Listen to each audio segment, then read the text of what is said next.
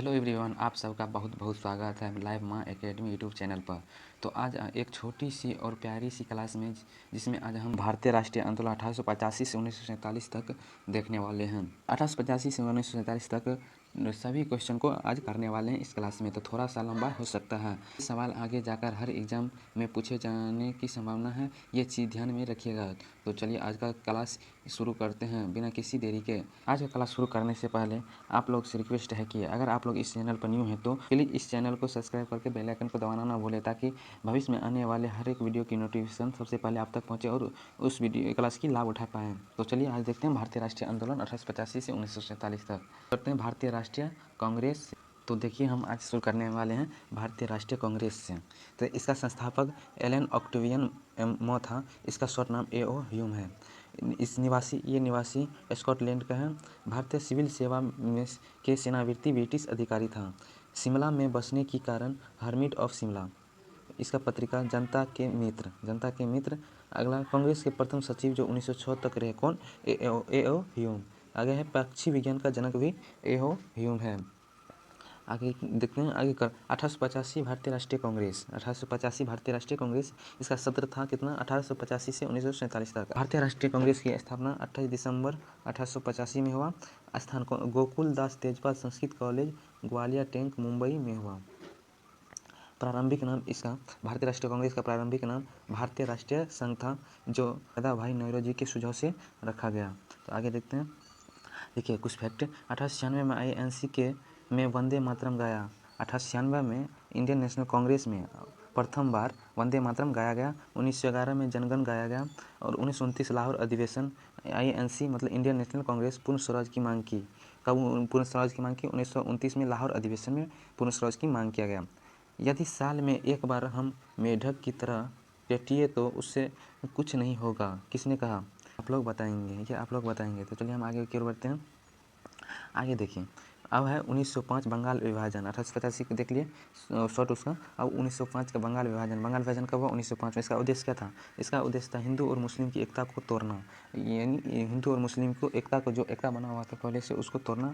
आगे है निर्णय। इसका निर्णय कब लिया गया? बंगाल विभाजन का 20 जुलाई 1905 में इसका निर्णय लिया गया। इसका विरोध 7 अगस्त 1905 में किया गया। बंगाल विभाजन का विरोध 7 अगस्त 1905 में किया गया। ये लागू कब हुआ? 16 अक्टूबर 1905 में लागू हो गया। वायसराय कौन था उस समय? बंगाल विभाजन के समय वायसराय कौन था? तो लॉर्ड कर्जन। आगे स्वदेशी आंदोलन की, इसी बंगाली विभाजन के दौरान स्वदेशी आंदोलन की शुरुआत हुई। कौन सा स्थान पर? तो टाउन हॉल कोलकाता में इसका आरंभ हुआ। आगे बढ़ते हैं। आगे देखिए, बंगाल विभाजन के समय में बंगाल दो भाग में बट गया। एक पूर्वी बंगाल, एक पश्चिमी बंगाल। पश्चिमी बंगाल टूट के पूर्वी बंगाल, असम और मुस्लिम बाह्य क्षेत्र राजधानी ढाका बन गया। उसके बाद पश्चिमी बंगाल जो था वो टूट के पश्चिम बंगाल, बिहार, उड़ीसा, हिंदू बहुल क्षेत्र राजधानी कोलकाता हो गया। तो चलिए आगे बढ़ते हैं। आगे है विभाजन विरोध के दौरान महत्वपूर्ण घटना। विभाजन के समय में जो विरोध हुआ था, कब? 7 अगस्त 1905 में जो विरोध हुआ था, वो कौन सा विरोध कहाँ हुआ था? तो टाउन हॉल कोलकाता में। इसी समय स्वदेशी आंदोलन प्रारंभ हुआ था। इसका प्रस्ताव क्या था? विभाजन विरोध के दौरान महत्वपूर्ण घटना क्या था? स्वदेशी आंदोलन का प्रस्ताव मतलब बहिष्कार प्रस्ताव, कृष्ण कुमार मित्र के सुझाव पर। इसका नेतृत्व कौन कर रहा था? स्वदेशी आंदोलन का नेतृत्व बाल गंगाधर तिलक मुंबई और पुणे से कर रहे थे, और लाला लाजपत राय पंजाब एवं उत्तर प्रदेश से कर रहे थे। सर हैदर रजा दिल्ली से, चिदम्बरम पीले मद्रास से। चिदम्बरम की ओर बढ़ते हैं। आगे देखिए, इसी समय बंगाली विभाजन के समय शोक दिवस मनाया गया था पहली बार। कब मनाया गया था? 16 अक्टूबर 1905 में शोक दिवस के रूप में मनाया गया। 16 अक्टूबर को ही रक्षाबंधन दिवस मनाया गया। बंगाल विभाजन के समय ही शोक दिवस मनाया गया था पहली बार। कब मनाया गया था? तो 16 अक्टूबर 1905 में शोक दिवस मनाया गया था। उसके बाद 16 अक्टूबर 1905 में पहली बार ही रक्षाबंधन दिवस मनाया गया था। कब मनाया गया था? बंगाल विभाजन के समय ही 16 अक्टूबर 1905 में रक्षाबंधन और शोक दिवस मनाया गया था। टैगोर ने अमार सोनार बांग्ला लिखा था। ये कहाँ का राष्ट्रगान है? तो ये बांग्लादेश का राष्ट्रगान है। कहाँ का? बांग्लादेश का राष्ट्रगान। और एक बार राष्ट्रगान अपने जनगण मन, ये कहाँ का राष्ट्रगान है? जनगण मन ये कहाँ का राष्ट्रगान है? तो भारत का। इसको कौन लिखा? तो इसको भी रविंद्रनाथ टैगोर ने ही लिखा। रविंद्रनाथ टैगोर ने 2 देश की राष्ट्रगान लिखा। तो चलिए आगे की देखते हैं। आगे है बंगाल विभाजन रद्द एवं दिल्ली दरबार। बंगाल विभाजन कब शुरू घोषणा हुई थी? तो 1905 में, और इसको रद्द किया गया कब? 1911 में। कौन आया था 1911 में? 1911 में दिल्ली दरबार आया था, बंगाल विभाजन को रद्द किया। ये कब किया गया? 12 दिसंबर 1911 में। और वायसराय उस समय कौन था? लॉर्ड हार्डिंग द्वितीय। लॉर्ड हार्डिंग द्वितीय इंग्लैंड सम्राट जॉर्ज पंचम के स्वागत में दिल्ली दरबार में कौन आया था? तो जॉर्ज पंचम भारत आया था। इसने ही बंगाल विभाजन को रद्द किया। इसने 2 निर्णय लिया, जो देखिए कौन कौन निर्णय लिया। देखिए, पहला निर्णय लिया बंगाल विभाजन को रद्द किया कौन? जॉर्ज पंचम। और उसके बाद राजधानी, भारत की राजधानी कोलकाता से दिल्ली को घोषणा 1911 में किया गया। पहले राजधानी, भारत की राजधानी कहाँ हुआ करता था? कोलकाता। कोलकाता से दिल्ली कौन किया? जॉर्ज पंचम ने किया। दिल्ली कब? 1911 में। 1911 में किया गया। चलिए अगली देखते हैं। आगे है 1 अप्रैल 1912 को दिल्ली भारत की राजधानी बनी। भारत की राजधानी दिल्ली को कब बनाया गया? 1 अप्रैल 1912। 1 अप्रैल 1912 को बनाया गया। आगे है 1912 में बिहार को बंगाल से अलग कर एक अलग प्रांत बनाया गया। क्या किया गया? बिहार को बंगाल से अलग करके एक अलग प्रांत बनाया गया, जिसमें वर्तमान उड़ीसा और झारखंड भी शामिल है, जो अभी वर्तमान में उड़ीसा और झारखंड भी शामिल है। आगे देखते हैं। अब देखते हैं मुस्लिम लीग 1906। अब 1906, 1905 हो गया, 1906 में आते हैं। इसकी स्थापना, मुस्लिम लीग की स्थापना 1906 में हुआ। इसका संस्थापक कौन था? आगा खां और सलीम उल्लाह खां। कौन था? आगा खां और सलीम उल्लाह खां। प्रथम अध्यक्ष आगा खां था। देखिए 30 दिसंबर 1906 में सलीम उल्लाह खां एवं मोहसिन उल मुल्क के नेतृत्व में ढाका में ये अधिवेशन हुआ, मुस्लिम लीग का अधिवेशन 1906 में। देखिए अधिवेशन 1906 में ढाका में अधिवेशन हुआ, 1907 में कराची में, 1908 में अमृतसर में। इसमें क्या किया गया? पृथक निर्वाचन मंडल की मांग की गई थी। ये देखते हैं। आगे है 1907 कांग्रेस की सूरत अधिवेशन। 1905 देख लिया, 1906 देख लिया, 1907 पर चलते हैं। 1907 में क्या हुआ? कांग्रेस की सूरत अधिवेशन। 1907 में कांग्रेस के सूरत अधिवेशन थी। इसका अध्यक्ष कौन था? अध्यक्ष रास बिहारी घोष था। कौन था? रास बिहारी घोष, जो इंडियन नेशनल कांग्रेस के अध्यक्ष भी थे। स्थान कौन सा जगह पर हुआ था? तो सूरत, ताप्ती नदी के किनारे। सूरत में ताप्ती नदी के किनारे। इसका परिणाम क्या हुआ? कांग्रेस सूरत अधिवेशन के परिणाम क्या हुआ? कांग्रेस का विभाजन हो गया। कौन चीज़ लेकर? तो अध्यक्ष पद लेकर कांग्रेस का विभाजन हो गया। इसमें यह कांग्रेस टूट के दो भाग में बट गया। एक गर्मपंथी में, एक नरमपंथी में। कौन था गर्मपंथी का सदस्य? तो लाला लाजपत राय, बाल गंगाधर तिलक, बिपिन चंद्रपाल और अरविंद घोष था। और नरमपंथी में कौन कौन सदस्य था? दादा भाई नौरोजी, एस.एन. बनर्जी और बदरुद्दीन तैयब जी और फिरोज शाह। ये तो चलिए अब आगे की ओर बढ़ते हैं। आगे अब पढ़ने वाले 1908 में खुदीराम बोस को फांसी दी गई थी। सबसे देखिए 1908 में खुदीराम बोस और प्रफुल्ल चाकी द्वारा मुजफ्फरपुर के जज पर हमला किया, जो असफल रहा। घटना बाद प्रफुल्ल चाकी ने आत्महत्या कर ली और खुदीराम बोस को 18 वर्ष की उम्र में फांसी दी गई। देखिए 1908 में जो है खुदीराम बोस और प्रफुल्ल चाकी दोनों मिलकर मुजफ्फरपुर के जज जो थे एस किंग्सफोर्ड, उसको मारना चाहता था, लेकिन गलती से जिस गाड़ी में जज जाया करता था जिस रोज़ ये बम हुआ, उस रोज़ जज ना होकर उसके वकील, उस गाड़ी से वकील का बेटी और पत्नी जा रही थी, जिसको बम से उड़ाया गया गलती से। उसके बाद ये जज को मारने में असफल रहा। उसके बाद क्या हुआ? प्रफुल्ल चाकी जो था ये आत्महत्या कर लिया, ये सोच के कि अंग्रेज़ के हाथों से मारने से बड़ी बेहतर है खुद को खुदकुशी कर लें। और खुदीराम बोस जो था ये स्टेशन पर से गिरफ्तार कर लिया गया और इसको फांसी की सज़ा दिया गया। कब फांसी की सज़ा? 11 अगस्त 1908 में इसको फांसी दिया गया। चलिए आगे की ओर बढ़ते हैं। आगे है 1909 में मार्ले मिंटो सुधार आया। कब? 1909 में मार्ले मिंटो सुधार आया, जो भारतीय परिषद अधिनियम 1909 में। कब? 1909 में। तत्कालिक वायसराय, इस समय का तत्कालिक वायसराय कौन था? द लॉर्ड मिंटो था। ब्रिटिश सरकार की इस अधिनियम द्वारा मुसलमानों के पृथक निर्वाचन मंडल की व्यवस्था करना था। चलिए आगे बढ़ते हैं। आगे है गद्दर आंदोलन 1913। 1913 में क्या हुआ था? गद्दर आंदोलन शुरू हुआ था। उद्देश्य इसका क्या था? भारत को अंग्रेज से आज़ादी दिलाना।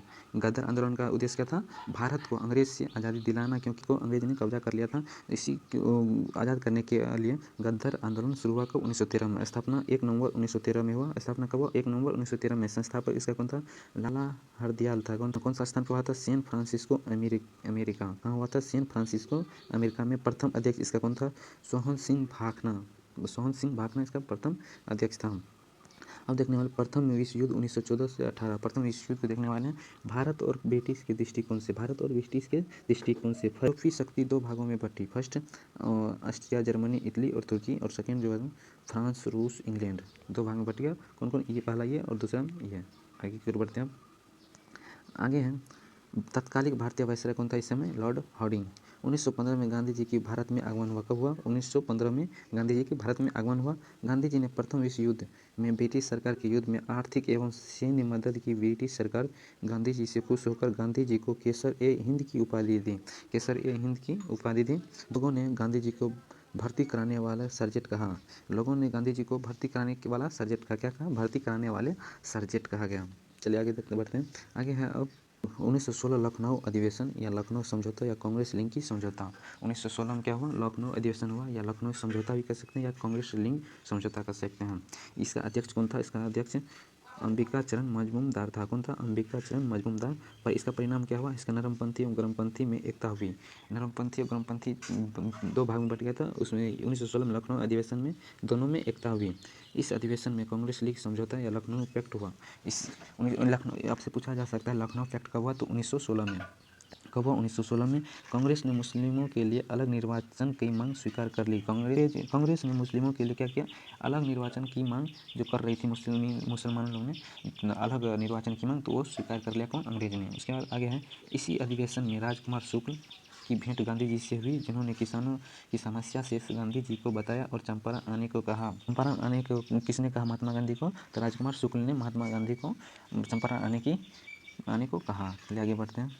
1916 में लखनऊ अधिवेशन के बाद 1916 में ही होम रूल लीग आंदोलन का शुरू हुआ। तो ये देखते हैं, दो ठो तिलक की होम रूल और उसके बाद देखेंगे एनी बेसेंट की होम रूल। देखिए तिलक का होम रूल क्या है? क्षेत्र, कौन सा क्षेत्र में तिलक का होम रूल था? तो महाराष्ट्र कर्नाटक में इसका क्षेत्र था। उसके बाद मुख्यालय, इसका मुख्यालय कहाँ था? तिलक का होम रूल का मुख्यालय बेलगांव। इसका स्थापना कब हुआ? 28 अप्रैल 1916 में महाराष्ट्र में हुआ। 28 अप्रैल 1916 महाराष्ट्र में। अब एनी बेसेंट का होम रूल देखेंगे, तो एनी बेसेंट का होम रूल का कौन सा क्षेत्र में था? तो मद्रास और तमिलनाडु। मद्रास और तमिलनाडु। इसका मुख्यालय था अडचार, मद्रास। उसके बाद इसका स्थापना कब है? 1 सितंबर 1916 में। कहाँ पर? तो मद्रास में। आपसे पूछा जा सकता है एनी बेसेंट का होम रूल लीग कहाँ पर स्थापना हुआ? तो मद्रास में। तिलक का होम रूल कहाँ स्थापित हुआ या स्थापना हुआ? तो महाराष्ट्र में। चलिए आगे बढ़ते हैं। आगे है अब 1916 देख लीजिए अपन। अब 1917 देखने वाले हैं। 1917 में क्या हुआ था? चंपारण सत्याग्रह।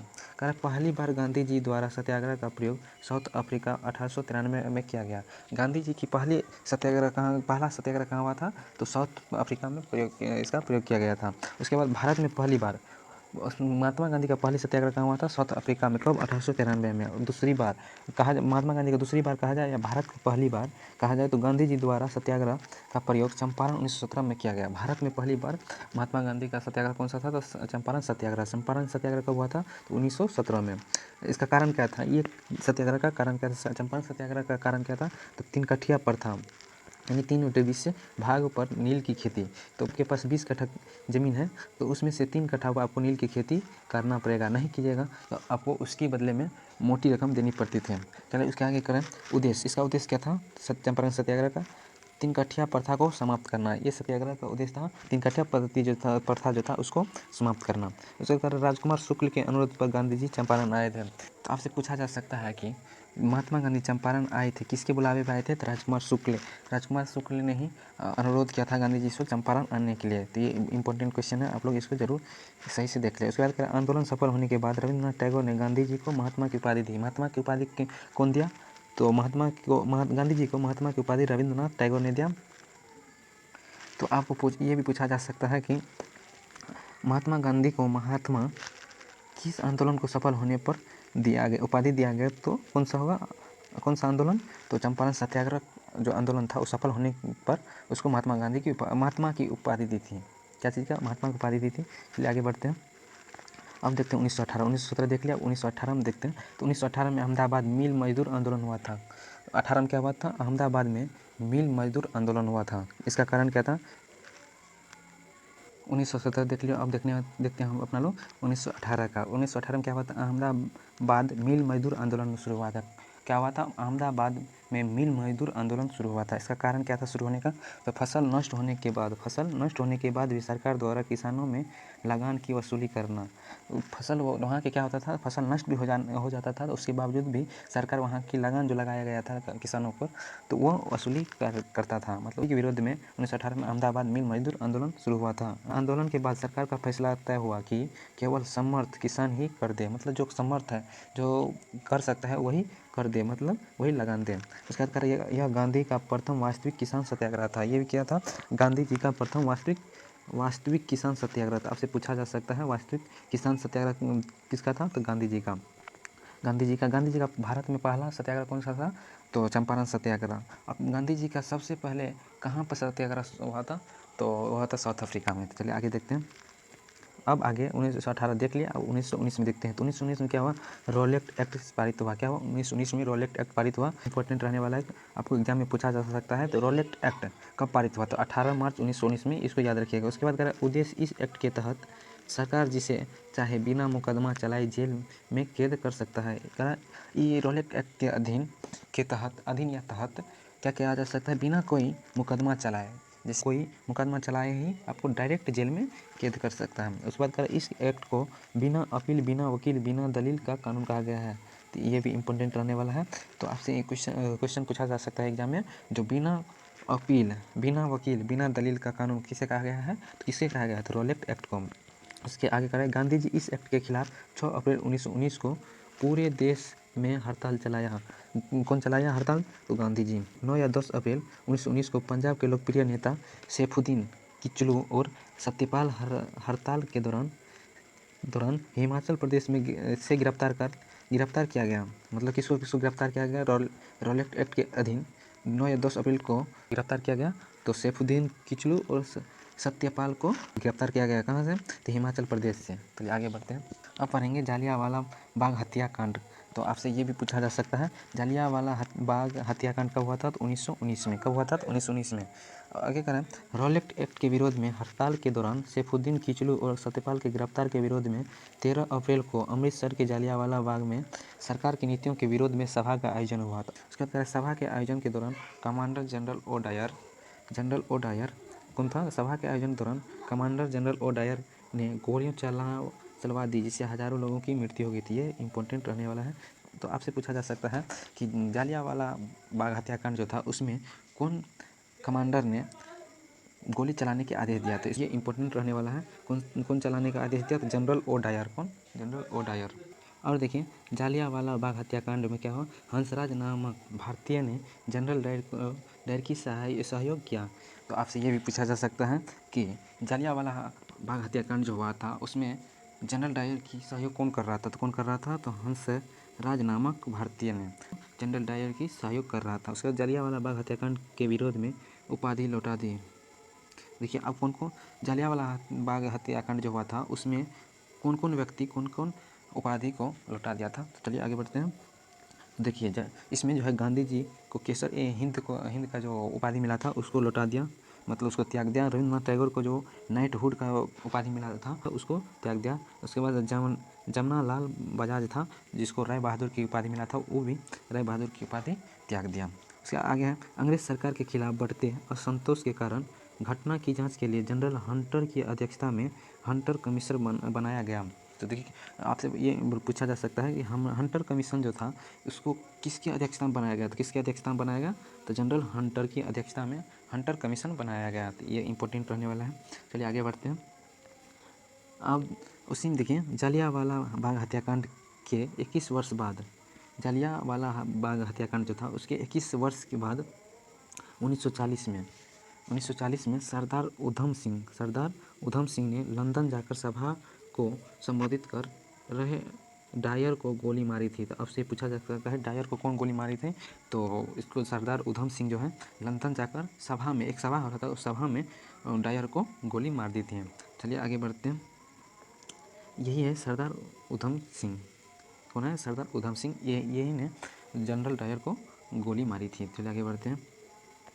अब आगे हैं खिलाफत आंदोलन भी क्या हुआ? 1919 में चालू हुआ। किसके विरोध में हुआ? तो ये जालियांवाला हत्याकांड के पश्चात शुरू हुआ। तब देखिए इसका कारण क्या था, खिलाफत आंदोलन का कारण क्या था, तो ब्रिटिश सरकार द्वारा प्रथम युद्ध जीतने के बाद तुर्की साम्राज्य को दंडित करना चाहती थी, जिस कारण भारतीय मुसलमान अंग्रेजों से नाराज थे। तो इसकी शुरुआत किसने किया था, तो इसकी शुरुआत शौकत अली और मोहम्मद अली, इसने मिलकर इसको शुरू किया। चलिए आगे बढ़ते हैं।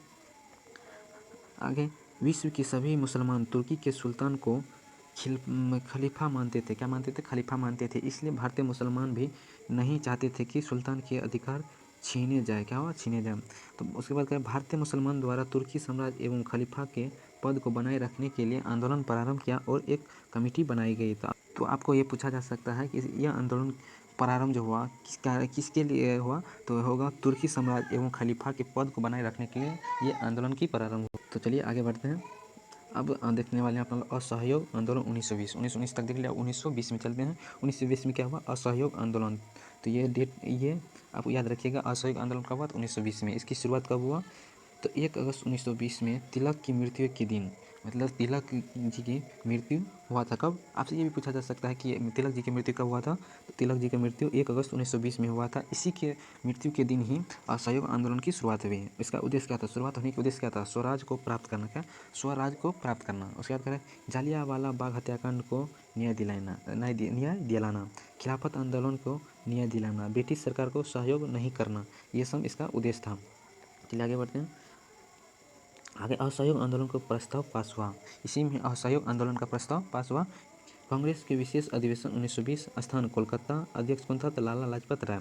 असहयोग आंदोलन के दौरान क्या हुआ, ये तिलक स्वराज फंड की स्थापना हुई, जिसमें 1 करोड़ से ज़्यादा रुपया जमा हुआ। क्या हुआ, 1 करोड़ से ज़्यादा रुपया जमा किया गया। छात्रों द्वारा शिक्षण संस्थान का बहिष्कार किया गया। छात्रों द्वारा क्या हुआ, शिक्षण संस्थान का बहिष्कार किया गया। ये उससे आगे कराएं 5 फरवरी 1922 को चोरी चोरा कांड की वजह से, कौन सा, चोरी चोरा कांड की वजह से महात्मा गांधी ने 12 फरवरी 1922 को असहयोग आंदोलन को वापस ले लिया।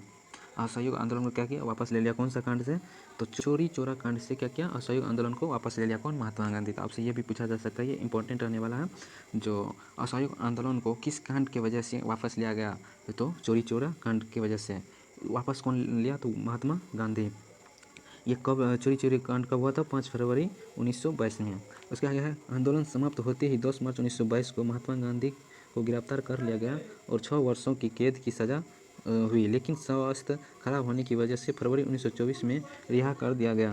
देखिए महात्मा गांधी जैसे ही असहयोग आंदोलन को वापस लिया, वैसे ही 5 फरवरी को वापस लिया और 10 मार्च को उसको क्या किया गया, गिरफ्तार कर लिया गया। 6 वर्षों कैद की सज़ा सुनाई गई। गिरफ्तार करने के बाद 6 वर्षों की सज़ा सुनाई गई, कैद। उसके बाद क्या हुआ, उसका स्वास्थ्य, क्योंकि ज़्यादा एज भी हो चुका था, तो उसी कारण उसका स्वास्थ्य सही नहीं रह पाता था, तो उसकी वजह से फरवरी 1924 में रिहा कर दिया। मतलब लगभग 2 साल इसको जेल में रखा। उसके बाद क्या किया, इसको रिहा कर दिया गया। लेकिन उसको सज़ा कितना वर्ष का मिला था, तो 6 वर्ष की सज़ा मिला था, लेकिन उसको कितना वर्ष काटा जेल में, तो लगभग 2 वर्ष। चलिए आगे बढ़ते हैं। देखते हैं 1922 के चोरी चोरा कांड जो हुआ था वो देखते हैं। तो आपसे ये पूछा जा सकता है, चोरी चोरा कांड कब हुआ था, तो 1922 में। तो इस घटना देखिए, इसका घटना 5 फरवरी 1922 में उत्तर प्रदेश गोरखपुर में चोरी चोरा स्थान पर। देखिए ये घटना आपसे पूछा जा सकता है, चोरी चोरा कांड कहाँ हुआ था, तो उत्तर प्रदेश में। राज्य पूछे तो उत्तर प्रदेश गोरखपुर में चोरी चोरा स्थान है। गोरखपुर में क्या है, चोरी चोरा स्थान है, वहाँ पर ये कांड हुआ था, तो इसीलिए इसका नाम भी पड़ गया चोरी चोरा कांड।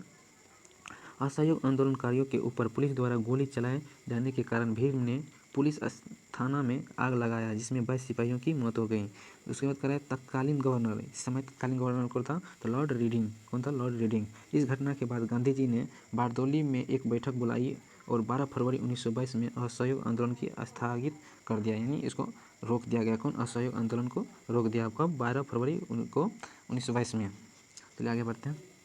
आगे स्वराज पार्टी 1923 में क्या हुआ, स्वराज पार्टी की स्थापना हुआ। तो आपसे ये पूछा जा सकता है, स्वराज पार्टी की स्थापना कब हुआ, तो 1923 में। असहयोग आंदोलन की समाप्ति और गांधी जी की जेल जाने के बाद स्वराज पार्टी की स्थापना हुआ। तो आपसे पूछा जा सकता है कि स्वराज पार्टी की स्थापना कैसे हुआ, तो असहयोग आंदोलन की समाप्ति, महात्मा गांधी क्या किया, तो असहयोग आंदोलन को समाप्त कर दिया। उसके बाद महात्मा गांधी जैसे ही जेल गया, तो उसी के बाद स्वराज पार्टी की स्थापना हुई। उसका उद्देश्य क्या था, स्वराज पार्टी की स्थापना की उद्देश्य क्या था, तो कांग्रेस के अंदर रह कर स्वदेशी सरकार की गठन की मांग करना। मतलब कांग्रेस के अंदर रहकर स्वदेशी सरकार के गठन की मांग करना। इसका अध्यक्ष कौन था, तो चित्तरंजन दास, इंपॉर्टेंट रहने वाला। इसका सचिव कौन था, तो मोतीलाल नेहरू। तो आप अध्यक्ष और सचिव को याद रख सकते हैं, क्योंकि एग्जाम व्यू से इम्पोर्टेंट है। आगे है 1924 में बेलगाम अधिवेशन हुआ। 1924 में बेलगाम अधिवेशन हुआ। पूछा जा सकता है बेलगाम अधिवेशन कब हुआ था? 1934 में। एकमात्र अधिवेशन जिसमें गांधी ने अध्यक्षता की थी। यह एक ऐसा अधिवेशन था जिसमें महात्मा गांधी ने क्या की? अध्यक्षता की थी। किसका? तो बेलगाम अधिवेशन हुआ, उसमें महात्मा गांधी ने क्या किया? अध्यक्षता की। तो आपसे पूछा जा सकता है महात्मा गांधी ने कौन सा अधिवेशन का अध्यक्षता की? तो कौन सा अधिवेशन? तो बेलगाम अधिवेशन। चलिए आगे बढ़ते हैं। आगे है साइमन कमीशन 3 फरवरी 1928 में आया। विरोध में लाला लाजपत राय की निधन हुआ। साइमन कमीशन कब आया? 3 फरवरी 1928 में आया। इसके विरोध में लाला लाजपत राय की क्या हुआ? निधन हो गया। 17 दिसंबर 1928 में सोडर्स की हत्या लाहौर पुलिस स्टेशन में। सोडर्स की हत्या कर दी गई लाहौर पुलिस स्टेशन में।